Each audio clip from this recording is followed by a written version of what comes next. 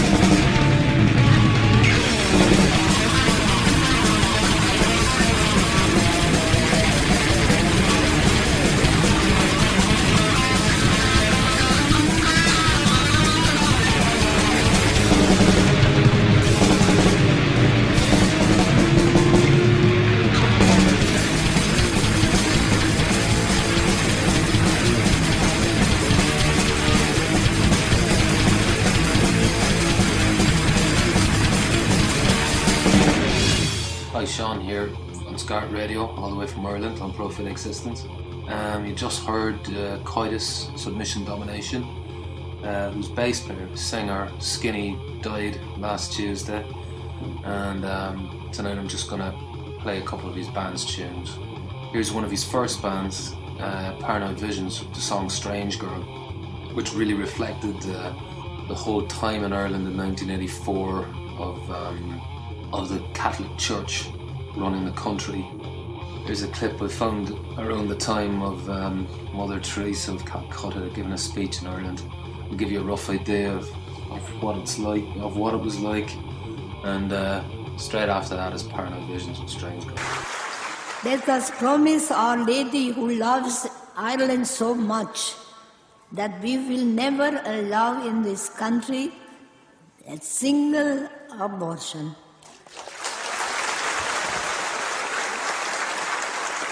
And no contraceptives.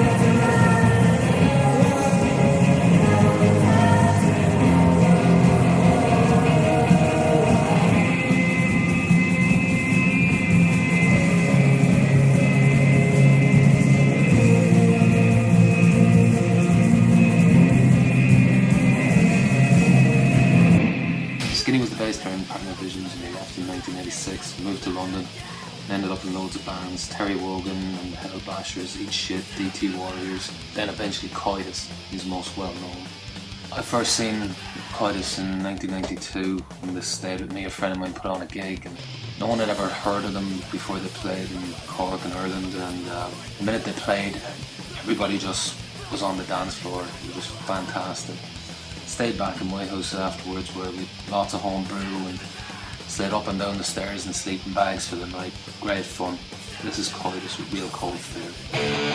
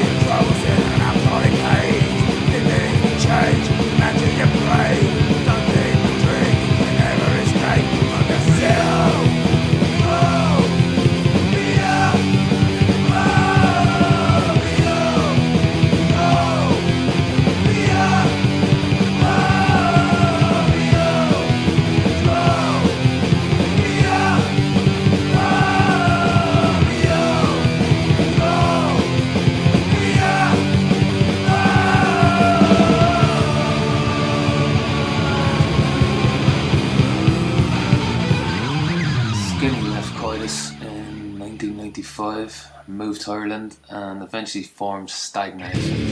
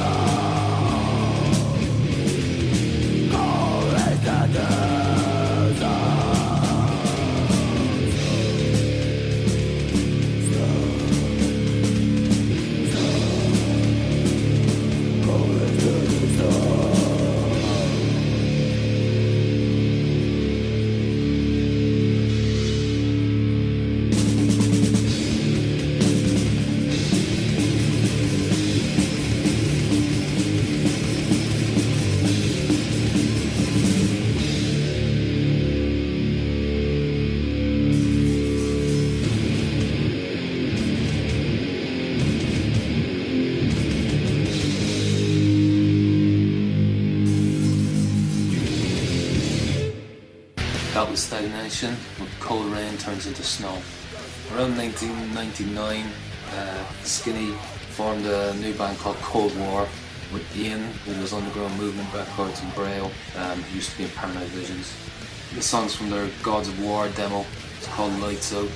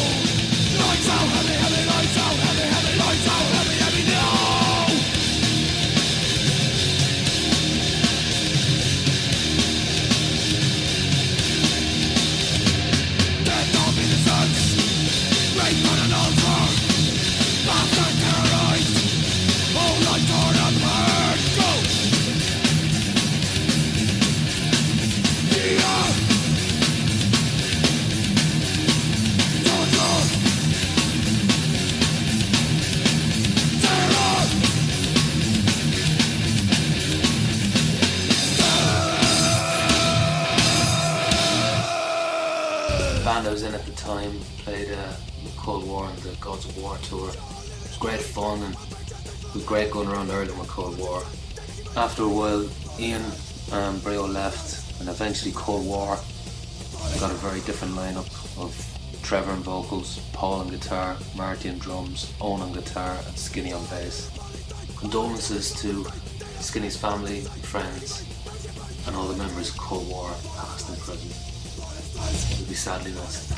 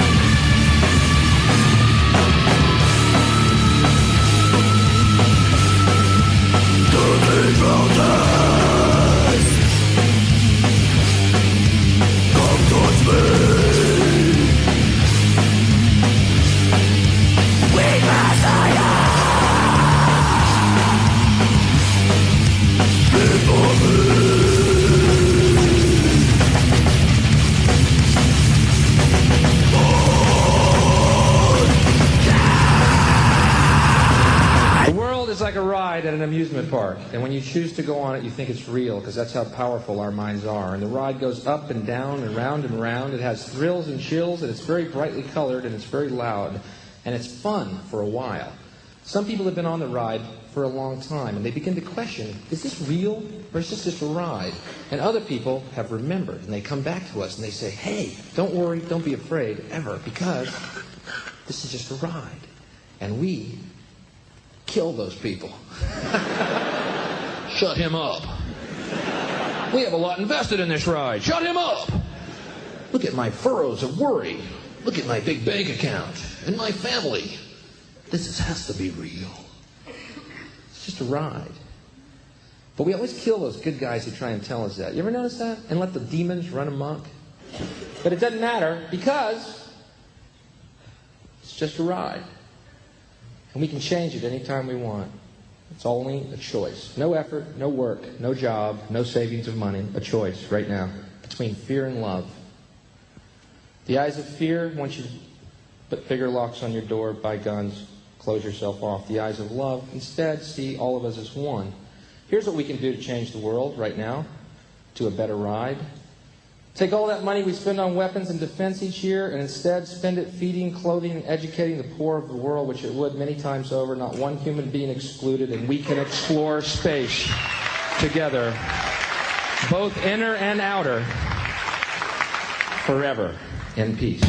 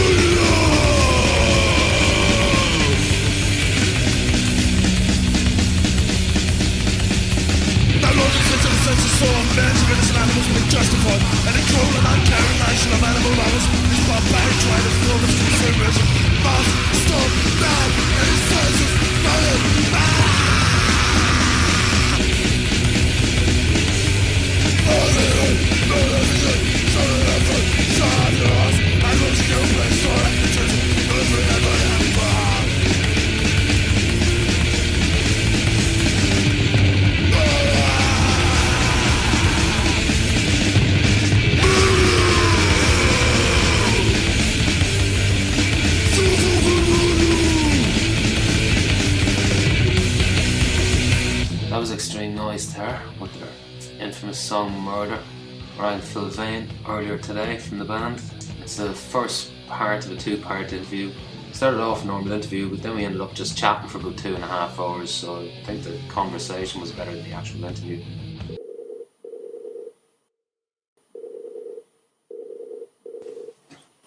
Hello, mate. Alright, Phil, how's it going? Yeah, alright, man. How are you? Oh, not too bad, not too bad. You're about Skinny. I know, yeah. Jesus. It's I don't know, I didn't make it down. I was on in Dublin, like, you know. Oh, yeah. But I heard there was lots of folks over from England and that, like, you know. But I know, a pity, you know. The podcast, I think the next week's podcast I'll probably play a good few songs from Coitus and all that, like, you know. Yeah, fair dues, mate. Yeah. How's things with yourself? Yeah, alright, actually. Yeah, not bad. I just sort of, I don't know, glad we got the EP finished now and just get Raw Noise to get their lazy asses together and get their album finished off, really. But, Are you hearing all that feedback there, by the way? No, nothing at all. Jeez, no. I think it's when I'm talking, this feedback, because would you want to start the interview then? Yeah, you can do, yeah. Alright, hang on now here. Okay, so first up, how did the Japanese tour go? Yeah, it went great. In respects of finally getting back to Japan was just fantastic, you know, and we're very lucky. I think in the sense that we had somebody who was actually really in the scene and really been doing punk shows and playing in punk bands for many years. So that was a total bonus because like the previous times we've gone over there, I think they've been done by well, I know the first time was organised by a guy who owned Dead End Records or Dead End Toy or Clothes Shop, Unclosed Shop. Yeah. And I heard some bad things about him when we were over there, you know. But you always hear bad things about anybody, I guess. But it was, like I say, it was done properly, and we played in like pretty much every venue. Was you would expect, in a sense, ENT to go all that way over to Japan and play in some of the venues that we played. Some of them were really like tiny little places, which was just brilliant. I loved it. Fantastic. It's the way it should be, you know. So playing with like 50, 60 people, and then sometimes playing with like 400 or 500 people. But it was just, you know, brilliant. I think we did it the right way with the right people. Excellent. Any bands there you'd recommend who you played with? Everyone. Don't want to leave anyone out, like. No. They all whip our asses. What did you get all that organised with a MCR company when you were over there? Is that how all that came about, like, with the your next release? Well, they actually just put me in contact with Co from Slang, and me and Co, or rather Co, just took it from there. Really, he paid for everything himself up front. He organised everything. He printed all the merchandise. He did all the tour posters, everything. You know, so he really went all out for it, and really did just surpass what anybody could ever wish for when it comes to somebody organising a tour for you. Really, it was unbelievable what he did for us. You know, came out of his own pocket, and I hope to God that bloody he got his money back. You know, it's not cheap getting over to Japan, not for 6 people. So, you know, everything included, and van hire and petrol, everything, you know, he paid for. But I'm sure things went well. It's one of those things Japanese don't tend to want to talk about, and I don't think you really ask them their financial situation. So, you know, but that came about literally because it was just code from Slang, and Yumigues, he just put us in contact with him, really, because Yumigues doesn't really have the time to organise a tour for bands, you know. Right. Oh, how many times were you over in Japan, anyway? 3. First time was, as far as I remember, the first time, I think it was a tour with Gauze and Lip Cream. Oh, well. I know Lip Cream did most of the gigs, and Gauze did about half of the gigs, and then Deaf Side played as well. But the second time, do you know what? I get confused as to who played what shows and everything, you know. I've only got one flyer from one of the tours. I can't seem to find the first one. So, but this time, you know, I mean, most bands that we played with were just really, you know, it's the only time I ever actually watch every band playing, like, on the bill, you know. Normally, I mean, it's not that I don't want to watch people, or, you know, or that I'm tired of listening to other bands. It's just that normally we do gigs, and, you know, there's a lot of people you're talking with, and your attentions are elsewhere. But this time for me was really, really special, that I purposely made sure I watched every band, you know. And so I think the best two bands in a sense, if you can say best bands, but like Nightmare and Slang just completely tore the roof off, and Frampton as well. Yeah. And was it you're doing a split? Are you with Slang? Are you? Yeah, that's right. Yeah. We just finished it actually. It's going to be called Hardcore Attack of the Low Life Dogs, which is basically what the tour was called. So excellent. We just thought we'd do 2 tracks from each band. So yeah, we just finished our one. So don't know. It's back to good old ENT, really. If that's your thing, really, I guess. And who's releasing it then? Farewell Records in Germany. Released. It's like a joint release between Farewell Records and Co's own label, Straight Up Records. So it's going to be like a split label release, and it's going to be limited to like 500 copies in Europe and 500 copies in Japan. And they're different coloured vinyls for each country, and all sorts. And there's also like the guy from Farewell's doing like a special run of 150 with a particular different cover, which features sort of artwork by Tom, who's the Japanese artist who designed our tour poster, and she also did really old like lip cream and gauze and tour posters as well. Excellent. That sounds good. Do you ever think, when you first started, did you ever see yourself still going over to Japan and all that, like, or? Well, there's no reason why not to do it. Do you know what I mean? Anything's possible if you set your heart to it, and if you're honest about it. I think it's the best way to do it, you know. But it's not something I thought about when I came back to the band. But it was one of them things which I'm really glad that I'm lucky enough to experience again. It's always been one of those countries which I think has a certain mystique and a certain interest. You know, things are very different over there, and it's really nice to experience that again. It's not only the music, which obviously everybody who's into hardcore, oh wow, Japanese bands, you know, but it's also, in a way, yeah, there's good and positives and negatives, good and bad in the culture, but it is very different from the Western culture, and it's just wonderful to experience it. Yeah. What got you first into the whole DIY punk scene? Like, and do you think any of your political opinions in that have changed as you've gotten older? Or? What got me into it was just from when I was like 12 years old, and it wasn't necessarily DIY punk scene, it was just the punk scene. Oh. And I think it was just the way it evolved into wanting to create something and keep something for ourselves, and not let it go into the way like that you saw certain punk bands back in the late 70s and early 80s go, you know. And I guess punk is just something that I think once you're in it, you live it. It's not just a thing you kind of experience for a few years or 5-6 years and then go out of it again. It's a way of thinking and a way of life. I don't necessarily call the way or see the way that I live my life as a punk lifestyle, whatever that may be. It's down to the individual, I think, to interpret their own meaning of punk. Yeah. But it's just nice that you can hold something of your own, and it doesn't have to be involved in the mainstream.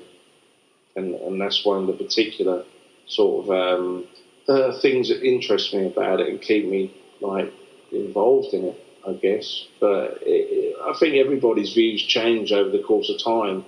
Dare I say it, as you get older, and you've got more experience in the world, and I don't know, from having children to having friends or family die to travelling the world to, I don't know, drinking, drugs, fighting, I don't know, you name it. There's so many different experiences out there, music, people, everything, food, sound, you know, just everything motivates me in a sense, although it's through time and, like, as I've already said, getting older that I know what's good for me and what's not good for me.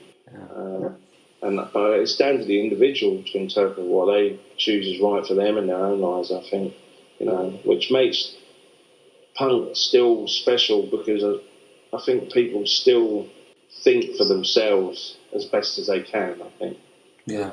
It must have been very strange for like Extreme Noise Terror suddenly turning up at the Brit Awards all those years ago with the KLF and that. Like, what are your thoughts on that experience? You know, that's something that's so long ago now that I don't really... I know I've been asked it quite a few times, but I tend not to think about it so much because it was just one of them mad moments that just sort of happened out of the blue, and I was actually away. When Dean or Pete first got the phone calls, I was actually away visiting the Fear of God bass player in Switzerland, actually, believe it or not. And when I got back, I went to call Dean, and Dean told me this like incredible story, and I was just like, no, bollocks, fuck off, it's a load of shit, you know. Yeah. I don't believe you, you know. But and that was what it was. That was what was happening when I got back. It was so out of the blue that it was just kind of like we were caught up in this whirlwind of what was going on, really. Of course, it seemed all right at the time. Looking back at it, not really sure if it was the best thing to do. It was probably more punk rock than hardcore punk rock, I guess. Yeah. But just from watching the show at the time, like I thought it was hilarious, just the people's faces, you know, as an opening act. Like, how were you treated at it? Like, we were treated with a lot of contempt. We were actually the KLF, because they were the so-called stars, I guess. You know, were treated with a lot more respect than what we were. We were just a load of scruffy urchins, I guess, punks and dreads and whatever. You know what I mean? So we were kind of being looked at like, who the fucking hell's this lot? But you know, it was all right. I mean, the KLF themselves, one of them lived in London in a squat, and we were over at his several times, you know, just drinking. He made us dinner, and, you know, he actually was a really cool sound guy. It's quite surprising. They just were quite subversive in their own ways of how they infiltrated the pop world, the rock world, whatever you want to call it, really, and made their pop hits. And they were, as people, actually quite artistically and musically subversive, I think. I know they went on and did some pretty stupid things like burning £1 million, and that just made me want to just scream at them, you know. But it's not. That was long after we were involved in it with them. So, you know, I think they just. But I don't know. Bill Drummond was very eccentric, very on the edge of sort of insanity, I thought. You know, at times he just was really brimming and bubbling with ideas and thoughts, and some of them completely insane, and some of them quite brilliant, really. But, you know, our involvement was, like I say, just totally out of the blue, and we were whipped up in this whole craze of it all, and we thought, well, why not? You know, if you say no to everything, it might not turn out the way you expect it to, and it didn't. I don't know whether you can look at that in a positive or a negative. I don't know. Yeah. Some people will say it's a bad thing to do, but, you know, why not? You know, I think life's to be lived sometimes, and we weren't at a gig charging people to get in. It wasn't an ENT thing as such. Yeah. In the end, it did turn sour, and we were in the studio recording an album with them, and our input was completely ignored after a few sessions in the studio. And with me and Dean, I remember me and Dean were in the studio doing some vocals, and we just thought, fuck this is complete bullshit, you know. And literally that day or that evening, I think the KLF actually thought the same kind of thing as well, and we just met together and said, sorry guys, that's it, you know, we don't want no more involvement in it. And they were like, okay, cool, because we want to scrap everything what we're doing. Like, were you pleased with what you did do with them, like the 3 a.m.? Yeah. I mean, to me, it sounds like more like Motorhead rather than anybody else. And that was who they had originally in mind to work with. They wanted to work with Motorhead, but they couldn't get hold of them, or for some reason Motorhead were unavailable. So they were just listening to the John Peel show one evening, and Peely played one of our tracks, and they said that was a band they wanted to choose to do something with, you know. Yeah. So quite just really out of the blue. It wasn't. I don't think it was a real planned thing on their behalf, and that they're not avid fans of ENT or anything. It was just literally they heard us on John Peel and thought, oh, that sounds quite crazy. So how about approaching them? This is Radio Freedom. Yeah.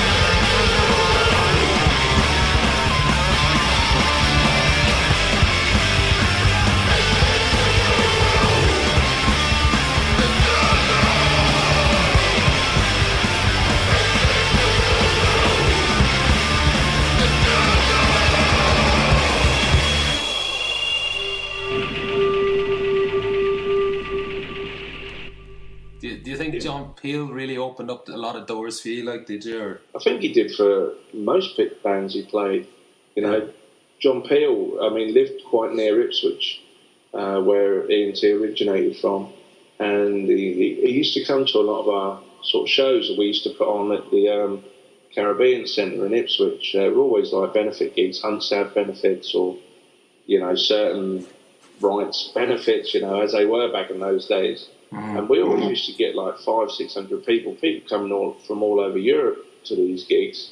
And Peely just used to come along with his wife and his kids, and always was really pleasant, really like just chatted with people. Was a guy who was, you know, you could tell he belonged there. You could tell that he was right in that environment, as no doubt he probably was in many other environments, but he was just very into music and different music, and just not particularly mainstream music, I guess. No one would ever give him any hassle because he was from like a mainstream radio station or anything, no? No, I think because of where he originated from the pirate radio station. What was the name of it? The Caroline, wasn't it? Radio Caroline? It was out on a ship. I know they were doing like pirate as such sort of illegal broadcasts in the beginning. Yeah. And, you know, I think for his support of all kinds of strange and diverse music, that's why people gave him respect, because he actually took a chance on it. And he was actually like the only one, I think at the time, after they banned God Save the Queen by the Pistols, the BBC, he was the only DJ that actually played it. I think he played it twice after it was banned on the radio. And, you know, he was prepared to take risks and stick his neck out a bit, you know. But I just think a really necessary guy in the English music scene. You know, it wasn't just what he did for E&T, but there were so many different bands that he supported and gave like airtime to. Very much at the time, like it seemed to have been yourselves, Napalm Death, and it was all these kind of. Well, what I noticed at the time was like stuff like The Enemy, had the whole, they were kind of labeling you all as Britcore and stuff like that, you know, which always seemed a bit silly, like, you know what I mean, because you're very different styles, like, but Napalm Death and yourself seem to have kind of lasted out of a lot of them, you know what I mean? What would you put that down to, do you think? Good question, actually. No, really. You know, I've been in and out of E&T. I left after a couple of years of being in E&T after we kind of got to a point where we did this big gig in London at the ULU. That was with Napalm, Carcass, Intense Degree, and Bolt Thrower, I think. Yeah. And that was like a really big gig, and I remember like just being outside, and it was one of these places where like I don't know, it was like £5 to get in. At the time, it was quite expensive.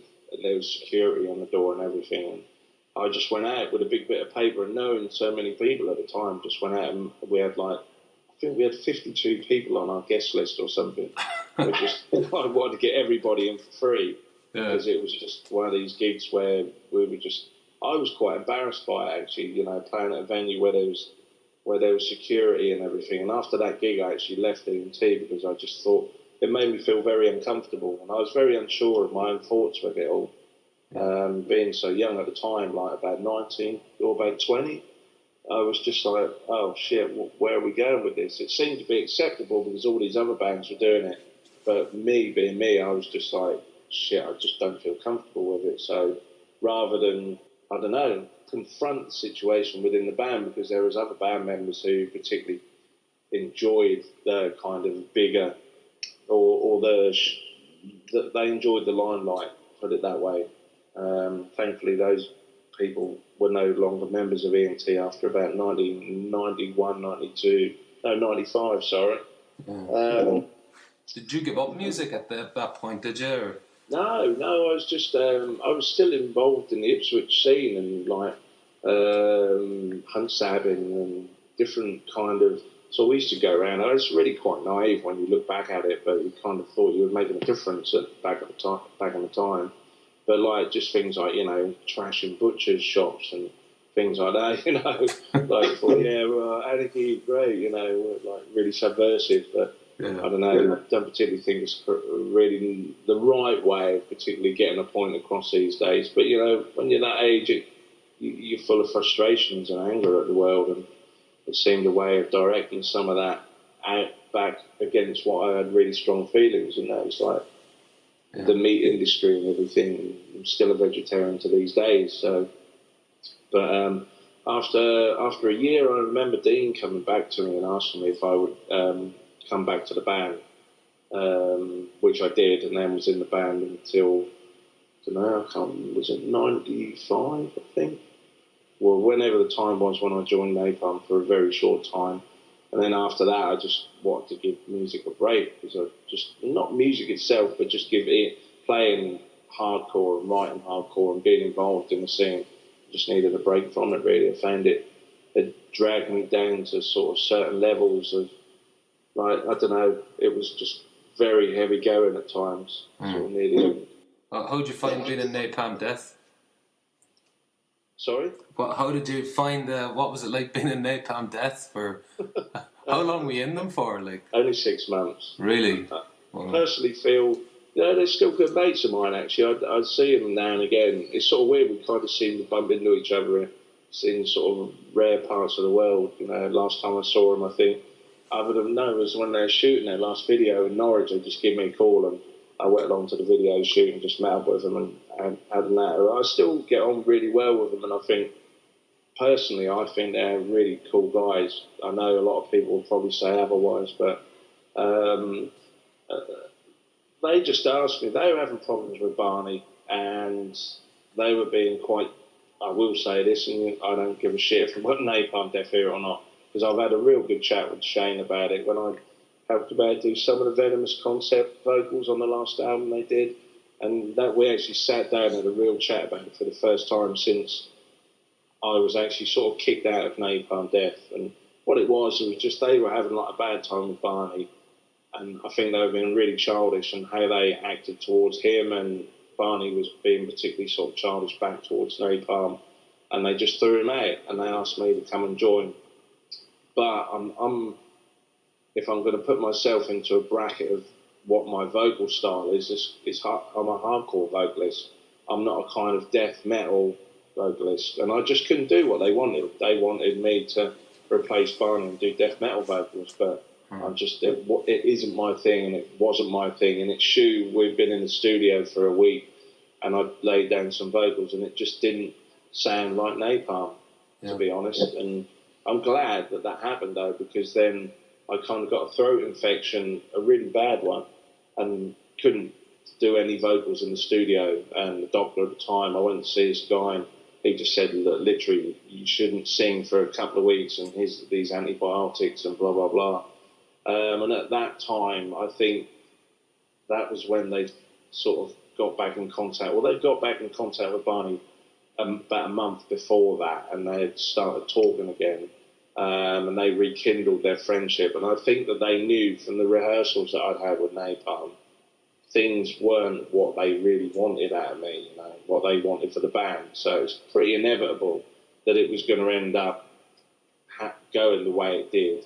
And I'm glad it did, you know, because I don't think I couldn't hack being on tour every, like, more or less sort of 9 months or 8 months of a year, you know. It's just not what I want to do with myself. I'd probably end up dead. I'd become an alcoholic and, I don't know, drug abuser and everything, you know, which at certain times in my life I guess I have been anyway, but like for a good few years, you know, I haven't really touched anything bar a few pints now and again.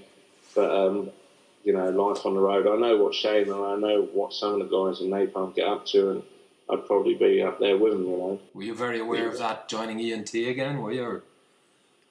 What's that, sort of? Very aware of, like, we'll say, getting into, like, boozing and whatever, again, once you're singing and in a band again, like? Or? Yeah, I mean, you know, it's just part of everyday life. I don't think it's just necessarily... It used to be like the classic connection with rock and roll, didn't it? I think, you know, like sex, drugs, rock and roll, the old cliche that went with the whole thing back in the days, whereas hardcore is obviously very different, but like drugs and alcohol have always been a very big part of the whole punk and hardcore scene. You know, when you're growing up, I think, you know, going down the pub and having a few beers and a rap of speed or something was just normal going, really.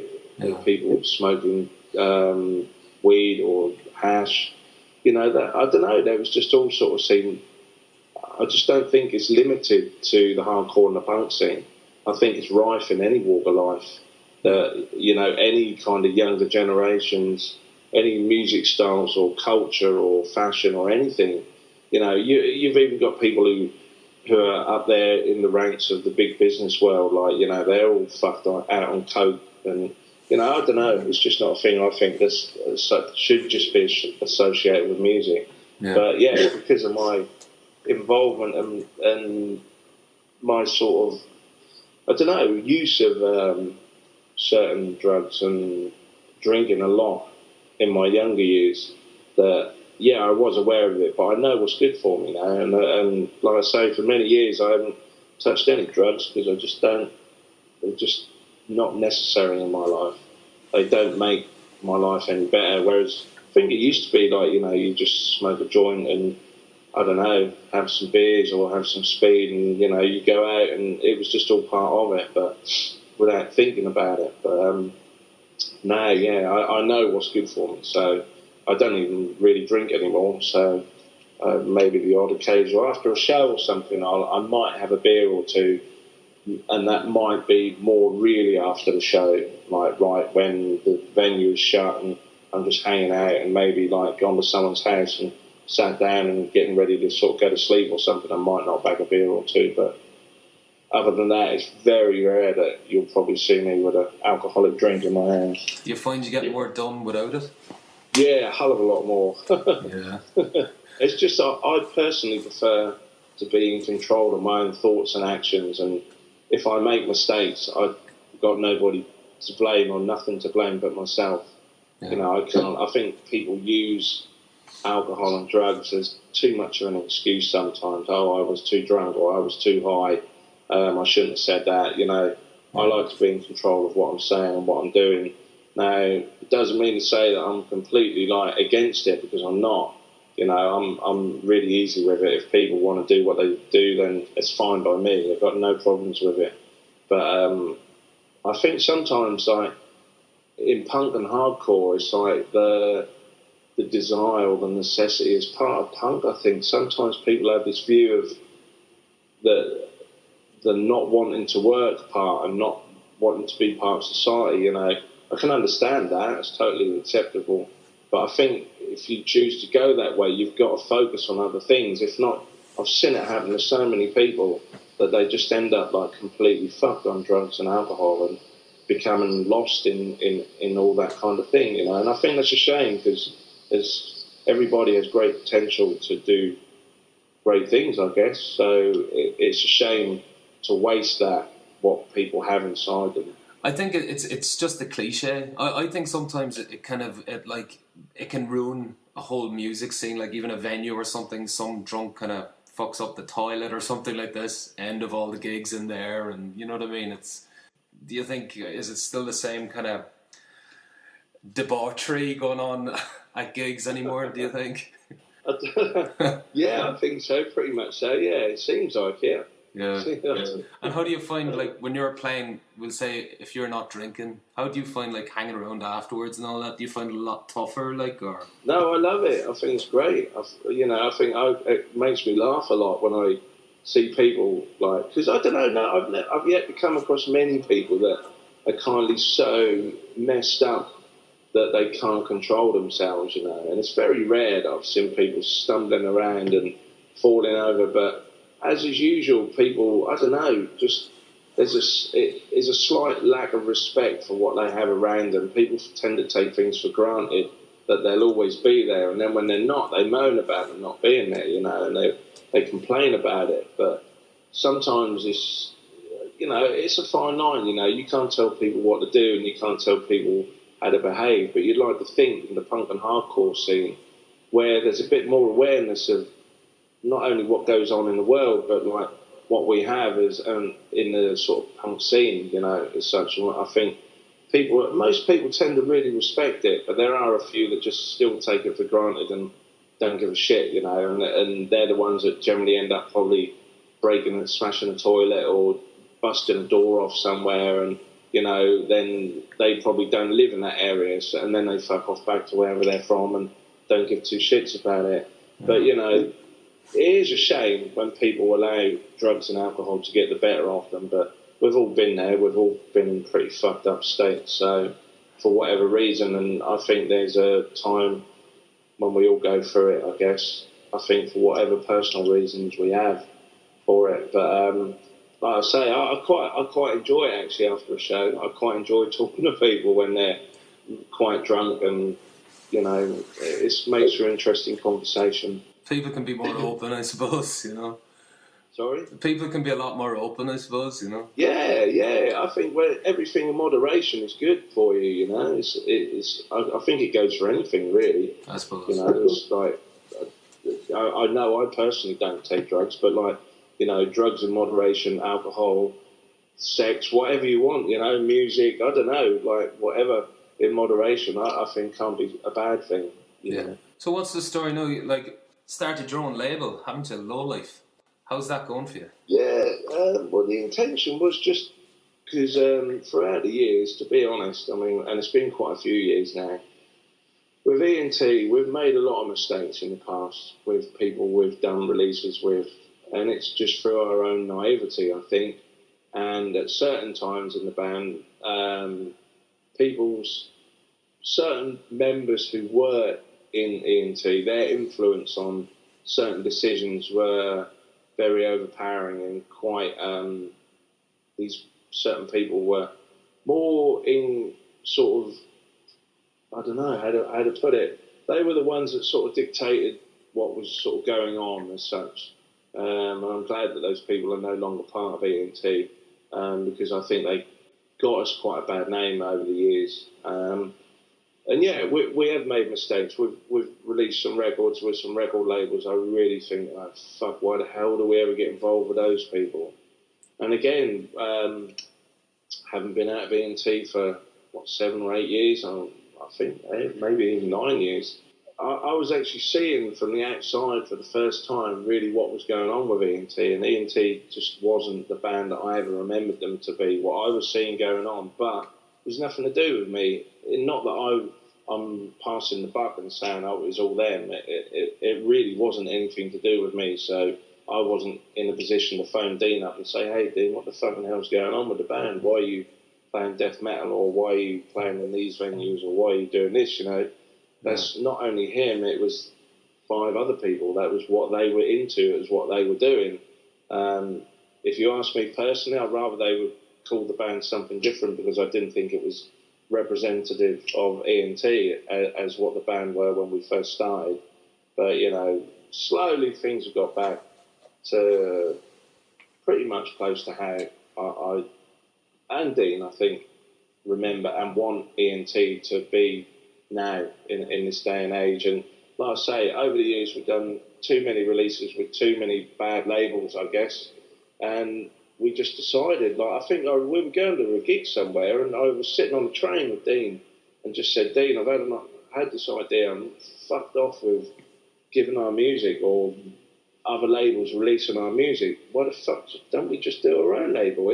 It's the most simple idea, and it should have been done really like 20 years ago. But, you know, I don't know. We just, like I say, other people in the band were kind of caught up in the glitz and the glamour, or the recognition and the fame, as such, if you can call it fame, part of being in a band. Yeah. And their influence on certain decisions outweighed others. So we're just happy to be doing our own label now, and it is only literally to release E&T stuff or raw noise material. But we will kind of be working in conjunction with MCR in Japan. They're our kind of like Japanese connection as such, who are very interested in doing E&T and raw noise releases. And we've got other people around the world, like in Europe, hopefully in America. So if anybody's listening in America and they want to do like future E&T album, which will be in 2010, or a Raw Noise album, in fact, which is coming even sooner, then please get in touch. But yeah, like I say, it's just basically because we're fucked off. And I will say, I'm not sort of going to beat about the bush, but with Osmos Productions from France, who we did the last album with, it was an absolute fucking diabolical idea to do our album with them. And I told everybody in the band that when we did the split with Driller Killer, that was already kind of planned before I'd actually come back to the band. So I didn't really have anything to say in that, and I didn't even know who Osmos Productions were. I just thought, oh, cool, you know, ENT released with Driller Killer, must be okay, blah, blah, blah.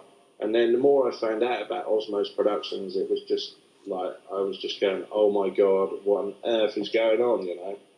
You just can't allow the band to be going in this direction yet again. So I told them at the time, before Law of Retaliation, whatever we do, don't do the album with Osmos. But it was 5 against 1, so I was a little bit outvoted on that one.